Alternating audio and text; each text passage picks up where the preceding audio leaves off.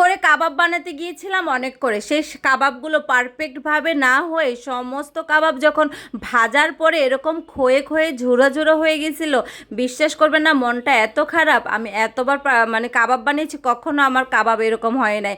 এর পরের দিন সেই কাবাবগুলোকে আমি কিভাবে পারফেক্টভাবে তার সে দ্বিগুণ স্বাদ করে করতে পেরেছি, আজকে আমি আপনাদের সাথে চিন্তা করলাম একটু শেয়ার করি। গতকালকে যেটা হয়েছিল, আমি যখন কাবাব বানিয়েছিলাম, কাবাবের ডালের পরিমাণ বেশি হয়ে গিয়েছিল এবং আমার হেল্পিং হ্যান্ড পানি দিয়ে বেটেছে, এই জন্য আমি যখন এটা ভেজেছিলাম পুরো ছেড়ে গেছে। তো আজকে আমি কি করেছি, আমাকে অনেক আপুরাই বলেছিল আলু দিতে, ভেষণ দিতে, তো আমি সেটা না করে আমি নিজের বুদ্ধিতে হচ্ছে আধা কেজি গরুর মাংসকে আবার হচ্ছে মানে সেম প্রসেসে কাবাব যেভাবে বানায় সেভাবে সেদ্ধ করে বেটে আজকে মানে গতকালকে যে কাবাবের মাংসটা ছিল সেটার সাথে হাতের তালু দিয়ে প্রেস করে করে দেখেন সুন্দর মতো করে মিশিয়ে ফেলেছি। এতে করে কি হয়েছে, আশ আশ হয়ে গেছে, আর আমার যে ডালের পরিমাণটা বেশি ছিল সেটাও ব্যালেন্স হয়ে গেছে।